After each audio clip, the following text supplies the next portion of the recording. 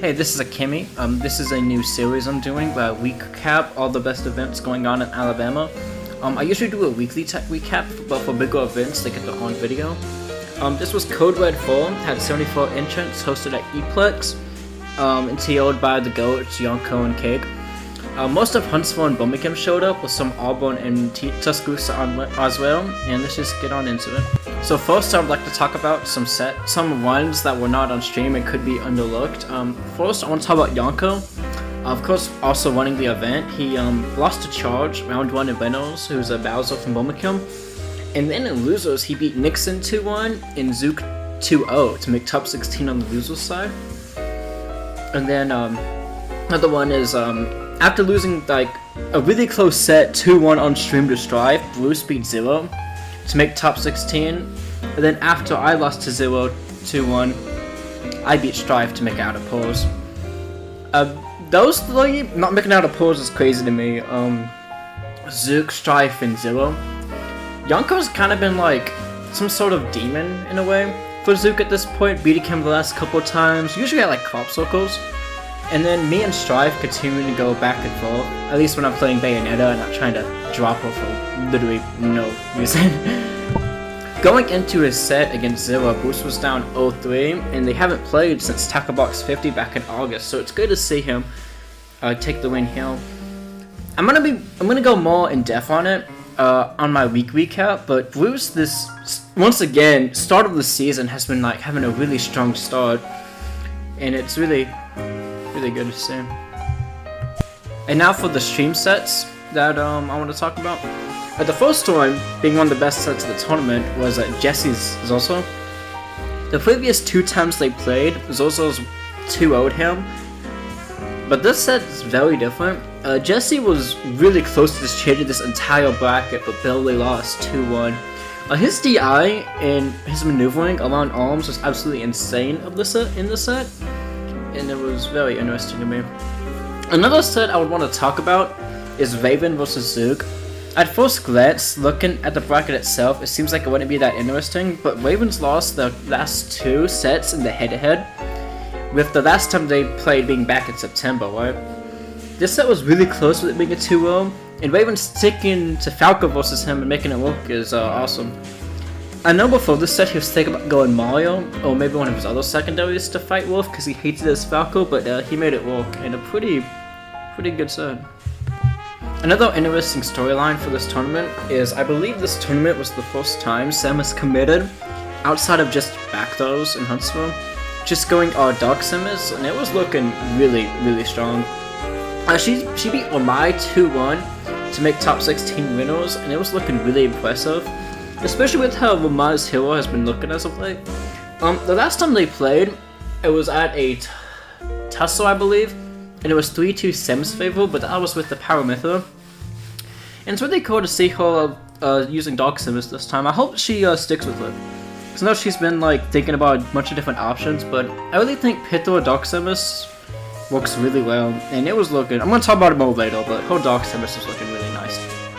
The last pro set I would like to talk about would be Votion Daniil, and there's a couple storylines going into it that I personally found interesting. The first is this being Daniil's 3rd tournament back for being on a hiatus for about 7 months, and his first event over 30 entrants since Code Crimson back in May. And the 2 events before Code Red, he placed 2nd at Crop Circle 10 and at Eplex, and notably beating Calorific, Naj, who is I think 5th in Mississippi, who plays Min-Min, and then Zero. So he was considered pretty high at this event, and basically throughout Alabama's lifespan, he's always been considered, like, if he goes to enough, usually top 5. He's insanely good, playing Bowser Jr. too, ever since Smash 4, is just really strong player. Even at Code Crimson, he almost beat Omega, and yeah, he almost beat Omega at that, which is pretty wild. And I think he almost beat Zozo too. And then on the other side is Votion, who last season had his lowest placement on the PR since post-COVID, with him being honorable mention. Some of it I think is like the fickleness on like wanting to continue Pichu or focus on Min-Min or try both. This tournament I believe he just played all Pichu. this is the first time they played in a while, like Tussle 4, I believe. And going into it, Votion was down 0-4 in sets versus Daniil, with only one being like, sorry about that. With only like all but one being a 2-0, I believe. This set was a nail biter. Definitely one of the best sets we saw on stream. Definitely the best in the poll section. Well, that or Jesse Zozo, of course. And Votion took it over to Daniil, make top 16 winners. I'm going to talk about him a lot more, but Votion that weekend was playing so on point. It was like insane. So in the winners, in top 16, in the winners top 8 qualifying sets, Tavares takes it over Sam 3-0, makes sense. Marvin taking it over Morph 3-0, and using our Joker. Definitely interesting. I think it's the first time he's played Yoko against him in a long time. I could be wrong, but I'm pretty sure it's like that. And it's definitely some foreshadowing for later in the tournament. And then we have another really good set on stream. We have Raven's also. Ever since Raven went back to Falco back in May, he's been a thorn in Zozo's side every time they meet. Their game count was like 8-0. Raven favor. With Raven taking a tournament over him in Marken at his first Eplex win, and Raven 3-0'd him at Yellowhammer, sending Zozo super early, causing him to have to win like 3 sets in a row to win the event and for him to beat Tavares twice in Grands. He didn't even run into Raven at that event after winners because Raven lost to Marpen and Morph for 5th. So, at Code Red 4, it was very different, and in a very back and forth set, Zozo took it Game 5, over his like biggest demon in Alabama to make top 8 winners side. And then in the last set, for winners top 8, it was Kip Votion. Last time they played, before the holiday season, Votion lost 2-1 to Kip's Rob, which was the same event that Kip beat Zozo at. Before that event, Votion won the last 3 sets before they had, and this set went back to that form with Votion winning 3-1, beating the Rob, the Pithra, and even though it took a game, he beat Kip's Joko as well, which put Votion, who was seeded 11th, in top 8 winners. Now, in the loser side of top 16, it was pretty normal, no real upsets. Miramai had a pretty good set, but he took it from E3-1. Melee beat Bruce 3-1, which is the first time he's beaten him since Code Crimson. And then Jesse beat Yonko 3-0, which is kind of funny because that was the set that was supposed to happen if Yonko didn't lose the charge. But yeah, Jesse won 3-0, and then Daniil beat Camelific 3-1. I think he did the same. I think he beat him the same way, like Crop Circle. And then the second round of top 16, Kip clutches against Ramai 3-2 to make top 8. Melee beats Raven in the Aegis Sephiroth matchup that I don't want to talk about. Morph Gatekept Jesse once again 3-0. You know, Big Sword versus Yoshi, right? And then the main interesting set of this, it was off stream unfortunately, but Sam beating Daniil 3-2 to make top 8 losers. I think it was a reverse 3-0, but I'm not sure. But that's really crazy to me, like doing it with Dark Samus. Because I don't think those two have played much, but I think Daniil won this time. And then the only set off stream for top 8 was Kip Melee, which was 3-2. Kip favored. I think it was Bowser versus Rob the whole time. Really good set. I saw it happen and it was like really, really close. And then back to stream.